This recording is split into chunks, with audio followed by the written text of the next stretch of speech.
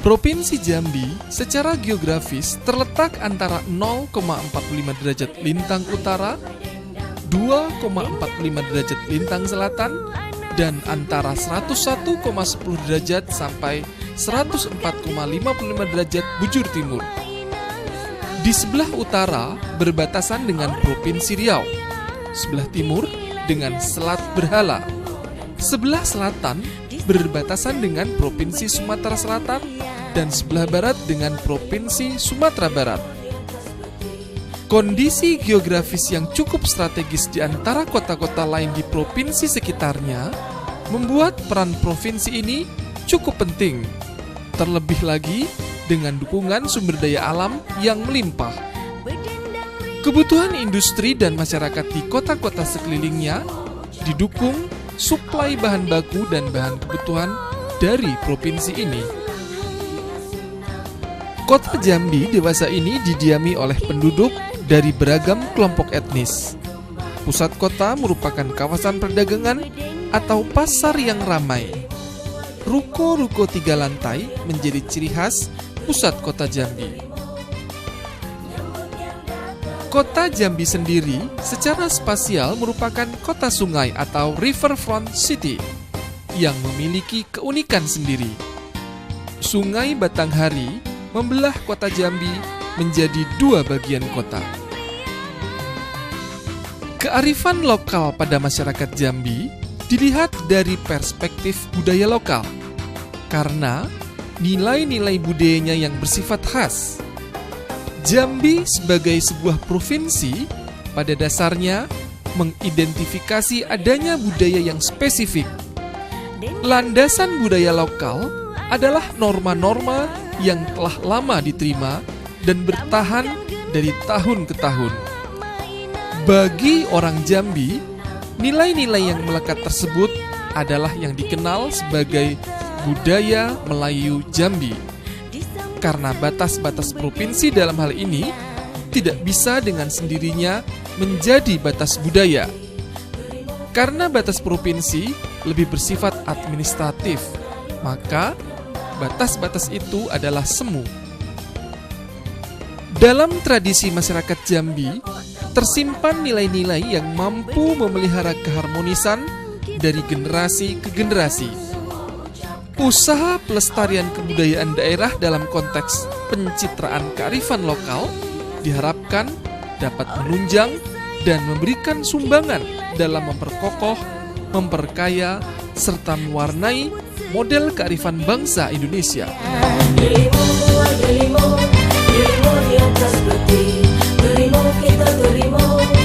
Salah satu wujud kearifan lokal nampak pada jajaran pemerintah Kota Jambi yang mewajibkan karyawannya untuk menggunakan pakaian tradisional pada setiap hari Rabu.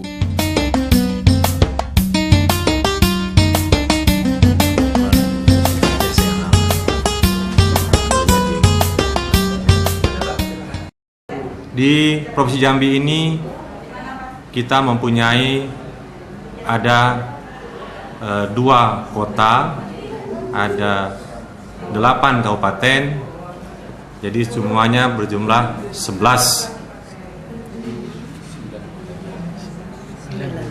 9 kabupaten, 2 kota, ada 11 daerah tingkat 2, dan semuanya itu mempunyai ciri khas atau punya kebudayaan masing-masing.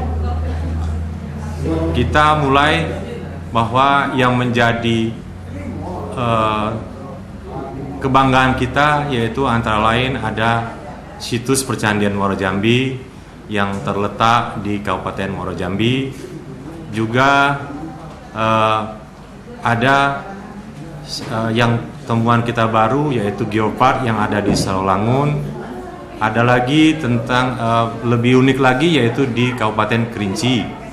Di situ merupakan tempat yang paling menarik, ada gunung, ada danau, dan lain sebagainya. Sehingga kebudayaan-kebudayaannya itu memang sangat berbeda untuk dibandingkan kabupaten-kabupaten lain. Kami juga ada mempunyai sungai yaitu Sungai Batanghari.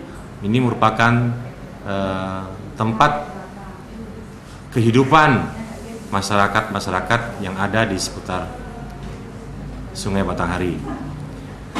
Dan ada juga beberapa objek-objek lain. Kita juga mempunyai pakaian-pakaian khas, makanan-makanan yang juga cukup banyak dikenal, yang sudah dikenal oleh orang-orang atau tamu-tamu yang datang ke Wus Jambi. Juga ada potensi, ada perkebunan, ada buah-buahan yang menjadi ikon kita juga, yaitu seperti buah durian, duku, manggis. Bahkan manggis ini sudah menjadi komoditi ekspor untuk Kabupaten Kerinci. Dan juga durian ini juga merupakan beda sekali dengan daerah lain, khas juga. Namun itu biasanya akan kita temui pada akhir tahun. Juga kita ada perkebunan agrowisata, yaitu ada kelapa sawit, ada karet, dan masih banyak. Ada lagi yang lebih khas lagi di Kerinci itu, yaitu ada kulit manis. Dan ini memang sudah menjadi komoditi ekspor, bahkan diekspor ke tingkat internasional. Ini contoh cara berpakaian khas Melayu Jambi. Ini kuluk bunga duren dari Kabupaten Merangin. Ini mencirikan kalau dipakai sebelah kanan, rumbanya jatuh sebelah kanan, ini berarti sudah menikah. Kalau rumbai sebelah kanan. Kuluk ini tidak boleh menggunakan jarum pentul. Kalau ini kuluk tegendeng bangko. Ini tidak ada pengaruhnya. Dendangkan lagu anak seberang, tambahkan gendang rentang. Kalau ini kuluk Pulau Rengas dari Kabupaten Merangin juga. Ini berarti dia masih gadis. Kinilah datang disambut senyum berdendang riang. Kalau ini selendang biasa yang dipakai oleh kaum ibu-ibu yang sudah tua di semua daerah di kabupaten di Provinsi Jambi. Bertepuk-tepuklah tangan, berdendang riang. Ini namanya baju teluk belango, lengkap dengan celananya. Dinamakan teluk belango. Ini namanya belah bulu. Yang ini belah bulu. Kancingnya 5, Pak. Itu melambangkan rukun Islam. Yang 3 di dada. 1, mengucapkan 2 kalimat syahadat. Berarti kita dekat dengan hati. 2, salat 5 waktu sehari semalam. 3, kita harus berpuasa. Siapa yang tahu kalau kita berpuasa, tidak berpuasa atau tidak, kan tidak ada yang tahu kalau kita makan dalam rumah. Ini menamakan rukun puasa. Yang 2 diikat di sini. Ini yaitu membayar zakat. Itu kita ada aturan-aturannya. Pembayaran zakat itu. Dan satu lagi itu tentang naik haji. Kita naik haji itu ada aturan berapa duit kita juga.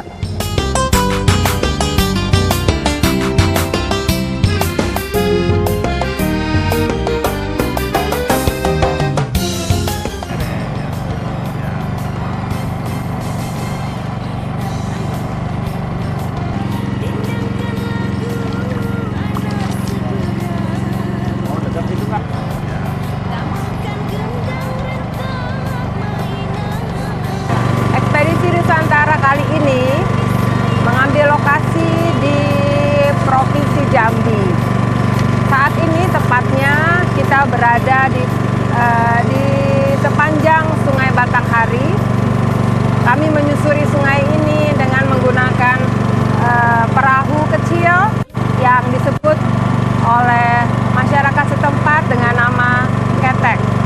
Asik juga naik ketek. Walaupun agak-agak berisik karena suara motor yang cukup keras.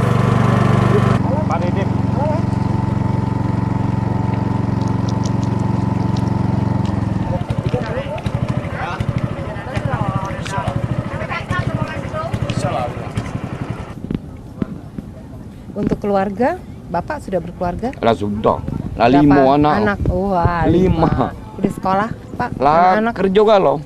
Oh. Lah sampai lah tidak ada lagi tanggungan aku, cuma budak lah kerja kalau yang di mall, yang di peninggalan, tapi jabiar kalau. Ya. Cuma istilahnya masih pencarian hasil budak tuh dari ngetekin lah. Kuliahnya udah ketek tuh lah. Kalau pikir cukup kemana? Ada satu Di mana, Pak? Di Jambi juga? di Jambi. Yang paling kecil masih sekolah, Pak? Habis. Salah Oh, semua habis semua. sudah selesai semua. Ada di kerja di Mall Kapuk sekarang yang peruju sekali. Nah sudah kalau. Tamatan SMA semia sudah. kalau kebanyakan Semia. STM semia. Iya. Wah, jadi sekarang tinggal Ya menikmati tinggal aja, Pak, istilah ya. mak jong tuh istilahnya untuk ikan baik lah. Tinggal sini ya. Di rumah di atas ada. Cuma pemikiran aku tenang, aku di bawah. Walaupun di rumah ada tuh masih pikiran aku tenang. Ibaratnya aku ibadah masih enak aku di bawah nih. Karena kalau di rumah tuh sungkan ngambil air ke bawah. Kali ini tak keluar buka pintu ngambil air nyulu, air uduk langsung sholat. Ini baru tadi baru jam 4 jam 4 ya. Ya pemikiran aku dibanding kalau lagi ada itu pasti aku enak di bawah. 14 tahun aku di Jambi. Kalau perumahan orang Jambi, Bapak? aslinya Tanjung Rajo, Kayu Agung.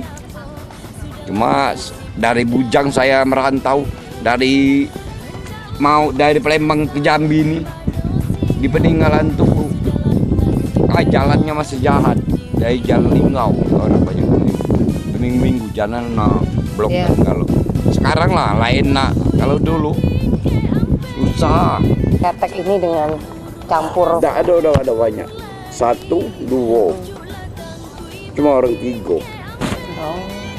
Kan orang nih kalau dulu aku toman sebelum mulai aku baru belum ada anak ingin toman aku lah kerambanian mulai berapa tahun aku di Jambi. Toman apa itu, Pak? Ikan toman, aduh bu. Oh, Ini ikan toman ya. Nama ikan. Nah cuma ikan itu silai saro dia nak makan ikan terus. Oh. Bukan sembarangan kalau seperti bau nih usus ayam tuh bisa dikasih makan. Kalau ikan toman tuh tidak mau. Iya ikan makan ikan dia. Terduduk ikan makan ikan dia.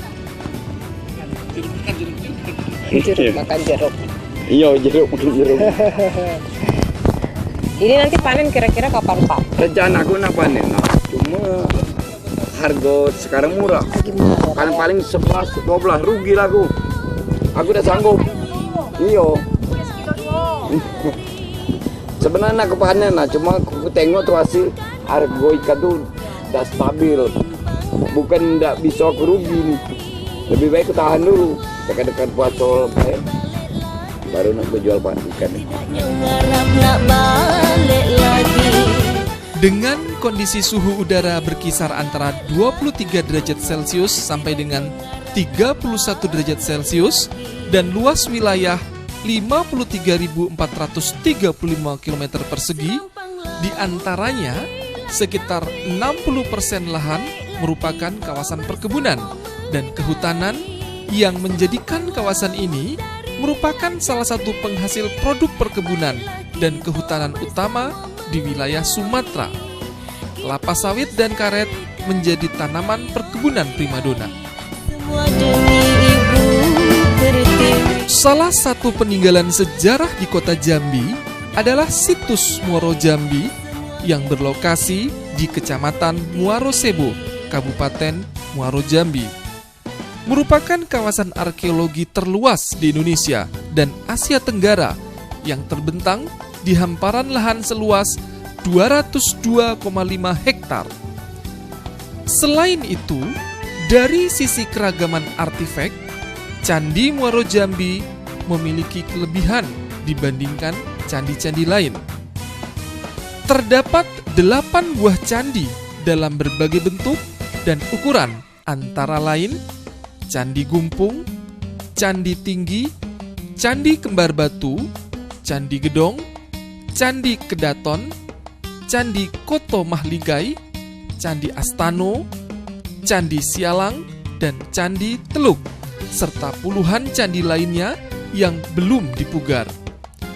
Di kawasan ini juga dijumpai kanal-kanal yang mengelilingi kawasan percandian, serta Sungai Melayu yang terkoneksi ke Sungai Batanghari. Dendangkan lagu anak seberang.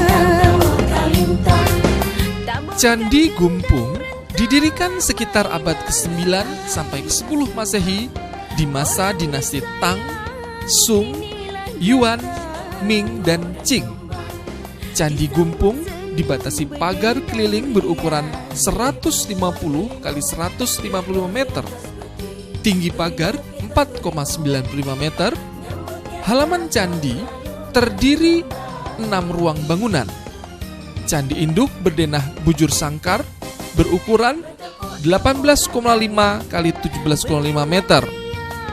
Tangga masuk berada di sebelah timur berukuran 8,93 kali 3,26 meter.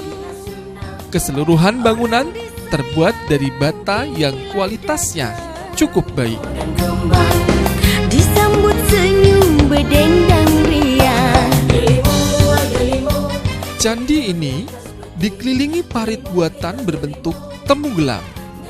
Bangunan induknya berdenah persegi 12. Bangunan pertama sebagai yang tertua dan tertinggi berada di tengahnya, sedangkan kedua dan ketiga mengapit di sebelah timur dan baratnya.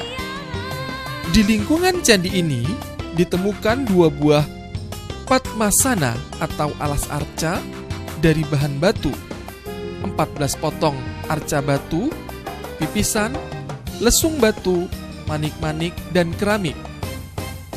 Candi ini didirikan sekitar abad ke-13 Masehi. Anak seberang, tabohkan gendang rentak mainan. Orang disayang. Candi ini luasnya 200 kali 200 meter. Di dalamnya terdapat bangunan induk perwara serta 9 bangunan kuno yang belum ditampakkan. Bangunan induk berdenah dasar persegi 4 berukuran 26,3 kali 27 meter yang merupakan candi terbesar di situs Muaro Jambi. Bagian dalam struktur candi menggunakan batu kerikil sebagai bahan isian. Ukuran ruang terbesar adalah 16,25 kali 1,625 kali 7,20 meter. Disambut senyum berdendang riang.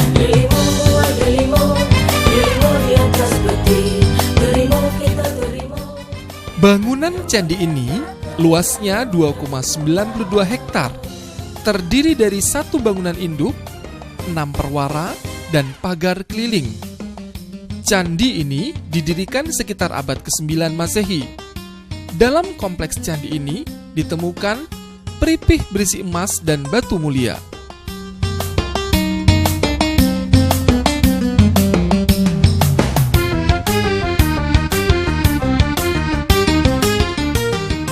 Kompleks candi ini luasnya 6.158 meter.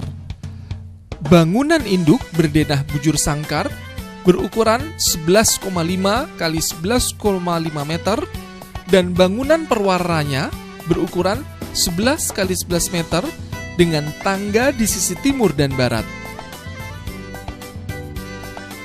Temuan benda kuno yang terdapat di komplek ini antara lain berupa gong perunggu di sisi selatan tangga induk. Gong ini bertuliskan tahun 1231 Masehi. Diperkirakan candi ini berdiri abad ke-10 sampai ke-21 Masehi. Ya, kita sekarang berada di salah satu kawasan komplek percandian Muaro Jambi ya. Tepatnya kita sekarang berada di Candi Kembar Batu. Nah, Candi Kembar Batu ini salah satu candi di komplek Percandian Muara Jambi ini yang dilakukan pemugaran pada tahun 1994 ya di sini. Nah, di sini juga kita lihat ada bangunan induk, bangunan prawara dan juga gapura. Nah, jadi ini pintu masuk orang-orang zaman dahulu ya yang melakukan ritual agama yang pada waktu itu. Nah, yang paling terpenting di sini ada parit-parit keliling di areal Candi Kembar Batu ini. Nah, parit-parit keliling ini berfungsi sebagai simbol batas wilayah areal yang disucikan ya. Nah, jadi candi-candi ini sudah dilakukan renovasi semuanya. Nah, jadi dari 82 bangunan candi yang ada di kawasan Komplek Percandian Muara Jambi, nah bagian dari Komplek Candi Kembar Batu ini dilakukan renovasinya yang keempat ya pada tahun 94 itu. Nah, di sini ditemukan berupa gong emas, dan juga lempengan emas ya di dasar bangunan Candi Induk. Candi Muara Jambi ditemukan pada tahun 1820. Seorang perwira Inggris yaitu Letnan S.C. Crook ditemukan pada tahun 1820. Pada waktu itu dia tugaskan untuk penataan Sungai Batanghari. Candi yang sudah didata baru 82 candi, yang siap renovasi baru 7 candi. Yang pertama kita pemugaran Candi Tinggi, tahap kedua Candi Gumpung, tahap ketiga Candi Astano, tahap keempat Candi Kembar Batu, tahap kelima Candi Gedong 1, tahap keenam Candi Gedong 2, tahap ketujuh itu Candi Gedong 1. Itulah candi yang baru siap kita renovasi dari tahun 1976 sampai sekarang. Fungsi candi yaitu untuk peribadatan dari umat Buddha. Sekarang ini sudah difungsikan setiap Waisak untuk umat Buddha. 1 Juni 2007 dulunya sifatnya nasional. Lebih kurang 4.000 umat mengadakan ritual untuk umat Buddha di Muara Jambi ini. Sekarang ini sudah difungsikan itu setiap Waisak setiap tahun. Candi Muara Jambi semua bahan itu dari batu bata sesuai dengan alam yang ada di sini. Karena di Jambi kita di Muara Jambi ini tidak ada batu alam, jadi semua bahan itu dari batu bata. Candi dari 82 candi, sedangkan 7 yang siap renovasi, sedangkan sisanya seperti berupa menapo, yaitu gundukan tanah, sedangkan di dalamnya ada struktur bata. Jadi sekalipun dia gundukan, itu sudah diidentifikasi bahwa itu candi. Jadi candi kita sekarang ini banyak itu di lahan masyarakat yang ada di Muara Jambi ini. Sungai Batanghari dari tempat kita sekarang lebih kurang 550 meter, tetapi sekarang kita dikelilingi oleh kanal, itu kanal kuno, sebagai jalur transportasi untuk menuju situs ke situs dulunya difungsikan pada zaman dulu. Kalau sekarang kita sudah ada jalan, kalau dulu itu ada naik perahu, naik kapal untuk menuju situs ke situs.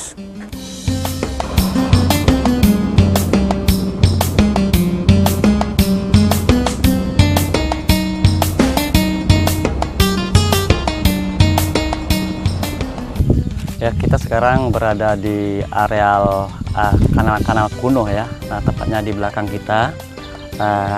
Kanal-kanal ini zaman dahulu sudah berfungsi sebagai simbol kosmologis konteks Buddhis dan juga sebagai transportasi antar candi ya.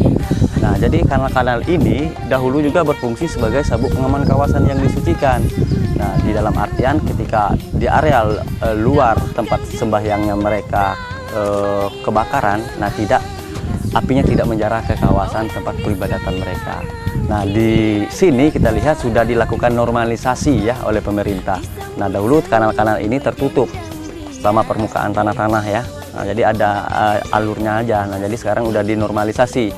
Nah, sekarang peran masyarakat terhadap peninggalan benda cagar budaya berupa candi di Komplek Percandian Muara Jambi ini banyak sekali. Malahan bermanfaat sekali untuk kehidupan mereka sehari-hari, seperti dampaknya kanal-kanal ini. Nah, mereka juga dapat memanfaatkan untuk mencari ikan ya sehari-hari di sini dengan cara menangkap jaring tradisional khas orang-orang Jambi ya, seperti bubu, seperti luka, seperti kabok ya, banyak lagi yang lainnya penangkap ikan tradisional. Nah, di sini juga masyarakat Muara Jambi itu yang desa sini banyak sekali bergantung hidup dengan adanya Candi Muara Jambi, seperti pemuda-pemudanya membuat souvenir yang dapat dijual di areal Percandian Muara Jambi. Selain itu, hasanah lain kebudayaan yang ada di Jambi adalah kain batik. Batik Jambi merupakan kain batik dengan motif khas Jambi yang sudah mulai sulit dicari. Batik tulis Jambi mempunyai banyak motif dan warna. Umumnya berwarna cerah yang menggambarkan keceriaan dan keriangan masyarakat Jambi. Motifnya antara lain motif Candi Muaro Jambi, kaca piring, puncung rebung, angso duo bersayap mahkota, bulan sabit, pauh, antlas, awan berarak, dan riang-riang. Beberapa batik tulis buatan pengrajin Jambi disimpan sebagai koleksi di Museum Forest Hill, London, dan di Troven Museum di Belanda. Kearifan lain dari kota Jambi adalah keberadaan suku anak dalam yang bermukim di pedalaman hutan. Mereka bermukim secara nomaden dan tersebar di beberapa wilayah seperti Desa Sungai Kijang, Kecamatan Rawas Ulu, Desa Bumi Agung, dan Desa Ketuan 3, Kecamatan Muaro Beliti. Desa Sukerojo, Ulu Trawas, serta masih tersebar di pelbagai tempat lainnya. Masyarakat sering menyebut suku anak dalam adalah komunitas lokal yang masih primitif. Dikatakan demikian karena pola hidupnya yang sederhana, tidak mempunyai tempat tinggal tetap, dan berpindah-pindah dalam mencari makanan. Mereka juga pergi berkelompok, terdiri dari 8-15 orang dalam satu kelompoknya. Komunitas asli ini juga hampir tidak pernah mengenyam pendidikan formal. Umumnya, mereka menempati rumah atau gubuk berukuran 3 x 4 meter serta dihuni 4-5 orang dalam satu keluarga. Bagi sebagian besar suku anak dalam yang masih tinggal di dalam hutan, di sepanjang Sungai Musi dan Lakitan, hutan dan sungai dianggap sebagai soko guru kehidupan.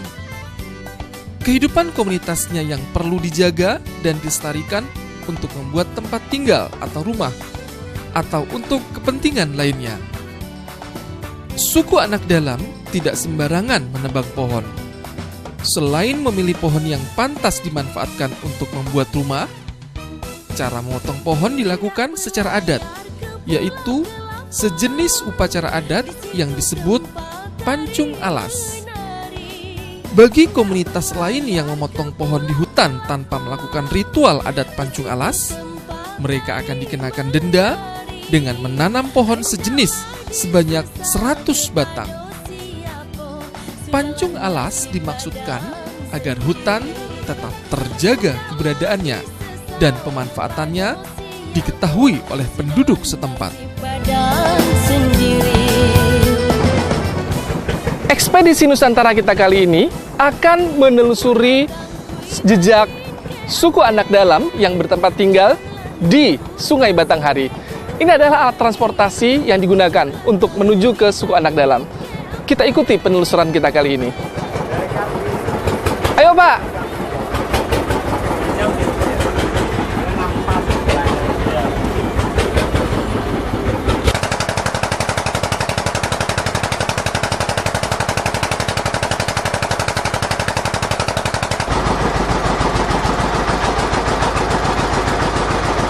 Dari sini kita naik ojek ya, Pak, kantor. Dari sini ke kepala.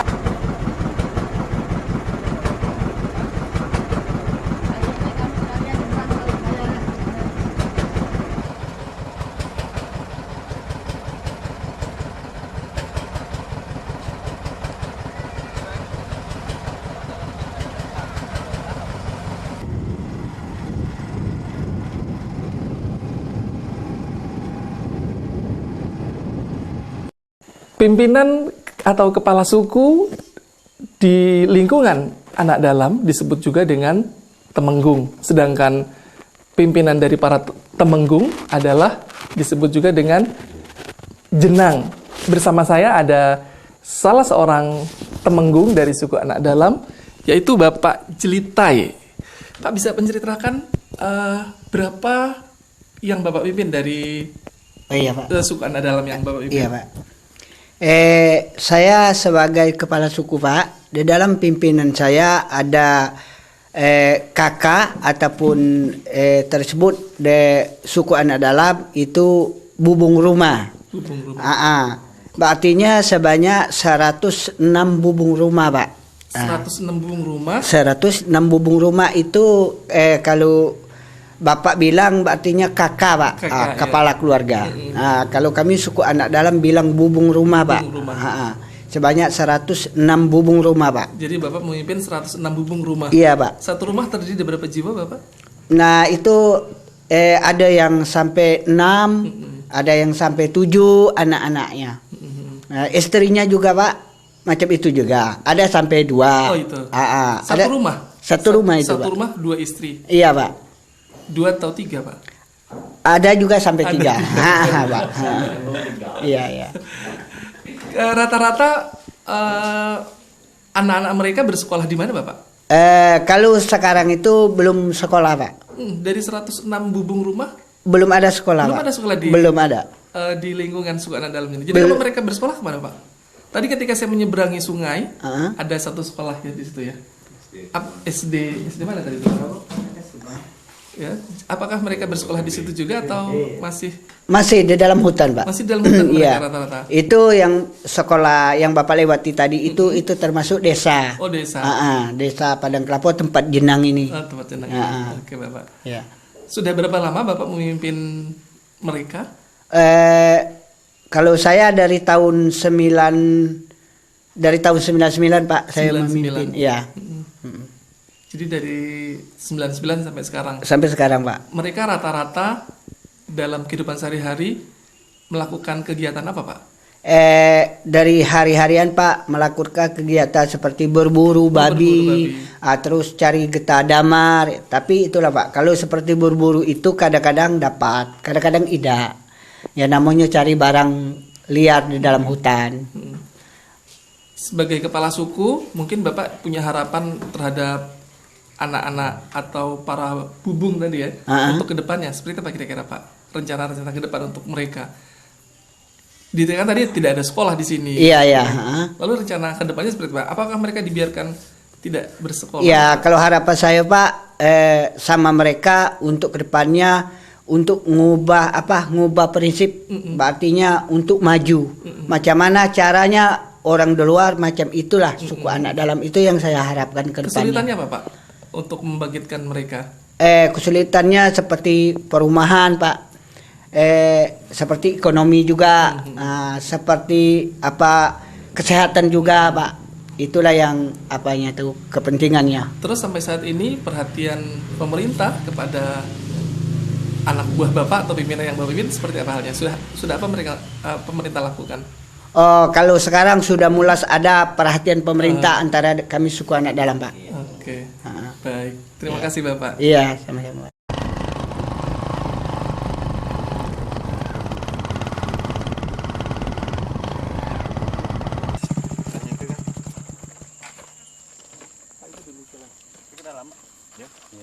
Dekat nih lah ada. Bawah ini lah.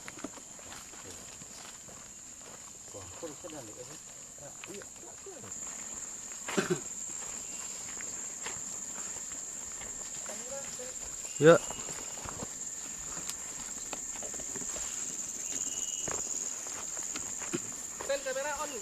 Dari rumah kepala desa tadi, kita akan langsung menuju ke tempat suku Anak Dalam. Kita akan melihat bubung atau rumah-rumah. Untuk dari rumah kepala desa menuju sini kita melewati jalan berliku dengan kendaraan ojek. Setelah itu kita akan masuki hutan untuk melihat bagaimana kehidupan suku Anak Dalam. Kita ikutin, Om.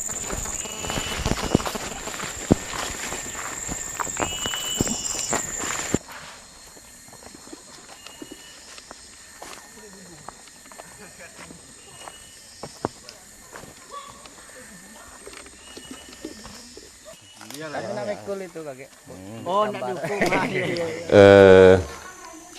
kalau dari awal Pak, permasalahan anak suku dalam itu sebetulnya sampai saat sekarang masih berpencar-pencar.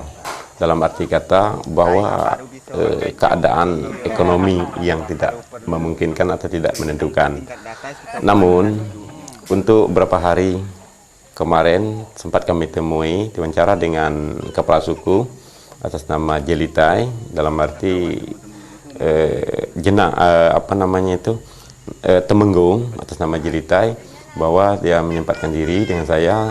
Sempat kami diwawancara juga bahwa dia akan meminta untuk diadakan anak suku dalam tahap pembinaan mirip atau serupa dengan warga yang di desa.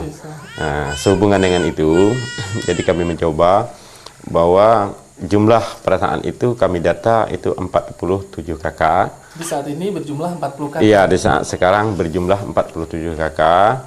Namun respon kemarin Pak itu secara langsung dengan provinsi meminta jumlah kakak ada yang tersisa dan tidak terdaftar, itu jumlahnya sebesar 59 kakak. Nah, 59 sekarang coba. Namun tidak menutup kemungkinan bahwa dari 59 kakak itu sebagian sudah diproses, sebagian itu belum melakukan proses masalah pendataan real, dalam arti jumlah jiwa berapa satu kakak itu jiwa dan seterusnya. Itu belum kami real Pak. Tadi malam sempat kami sampaikan juga, kami kasih kertas, ya, nampaknya di dalam organisasi atau suku dalam itu ada juga yang mengahli bisa tulis baca sebagian, ya, seperti itu. Untuk mata pencarian atau per kapita perharian itu adalah pemburu Pak. Oh, berburu. Buru babi. Ya, setelah itu dijual kepada toko-toko terdekat ini. Namanya Charles, itu dibeli 1.500 per kilo. Per kilo. Ya. Daging babi ya. Daging babi. Nah, jadi mata pencarian utama adalah berburu. Berburu. Selain berburu? Selain berburu, ada sebagian sebelum berburu ini ada dia membuka itu lokasi perkebunan yang berada di daerah Sungai Kejasung. Namun tidak semuanya Pak berkebun. Yang ditanam apa Pak? Yang ditanam adalah jenis karet. Karet ya. Ya, jadi karet. rata-rata. Jadi peristiwa dari sejarah dalam arti mulai perkembangan anak suku dalam itu sekitar pada zaman kolonial Belanda. Jadi untuk beberapa orang itu lari dalam arti dari penjajahan, lari ke hutan. Setelah lama-lama ke hutan, jadi tidak mendapat makanan. Hanya yang dimakan itu adalah ketemu dengan jenis namanya rumput. Rumput dalam arti kayaknya seperti apa? Rumput ini apa namanya itu, bayas namanya tuh, bayas. Kemudian butuh lagi makanan, apa yang ketemu di lapangan itu mestinya dijadikan suatu makanan. Jadi pertumbuhan seperti itu makin tahun-tahun bertambah terus kembang biak, maka orang itu disebut sampai sekarang adalah suku anak dalam. Itu kalau kita prediksikan itu sebetulnya sudah hampir 80 tahun yang lalu itu sudah ada anak yang disebut dengan anak suku dalam. Ya.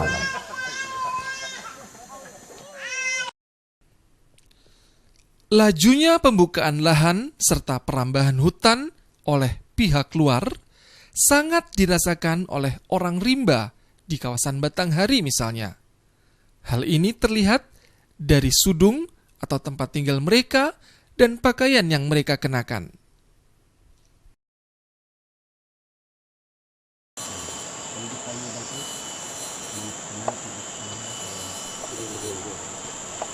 Bagi suku anak dalam, perumahan yang layak huni telah dianggap sebagai bagian dari kebutuhan pokok setelah makanan dan pakaian. Inilah harapan mereka. Wakil kajo-kajo ati bakawana kemai. Nah, jadi itulah Pak yang dibilang mereka itu, bahwa dia menyampaikan bahwa bapak-bapak pemerintah akan datang. Wakil harus secepatnya datang di sini. Ngoli nyendo mengoli ko kehidupan awak rimba mumpamono keadaan perumahan awak rimba yang mengkanyi anu nyedetong kemai. Terus itu dikatakan oleh mereka itu, dia bilang untuk melihat kehidupan suku anak dalam macam mana untuk kehidupan suku anak dalam selama-lamanya.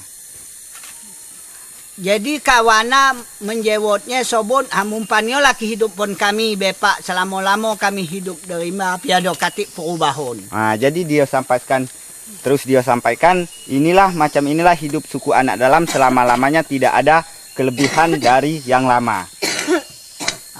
Jadi sobon dengan apa bepak awak mumpamono sebagai merubah kehidupan awak kalau bisa benton dari bepak merubah kehidupan awak. Kita lah sudah bosan hidup seperti biasa. Nah, juga yang disampaikan oleh mereka itu Pak, katanya macam mana untuk merubah kehidupan suku anak dalam, jangan sampai lagi macam biasa, harus disampaikan dengan bapak-bapak itu biar sampai maju mereka itu. Jadi adik juga adan-adan awak rimae sobut dengan rajo-rajoa sobut. Adan awak rimae kalau kita pergi bermalam, seperti inilah tempat awak bermalam-malam. Jadi itu yang disampaikannya berarti kehidupan suku anak dalam kalau untuk bahasa yang bermalam itu berarti pindah tempat, inilah kehidupan dia dari hari ke hari itu. Terima kasih. Jadi adik sobun kita berterima kasih pada bepak ko pucuk kita sembah ke bawah kita sujud silo rajo. Nah, itulah yang disampaikannya juga. Berarti itulah bahasanya yang untuk berterima kasih dengan bapak.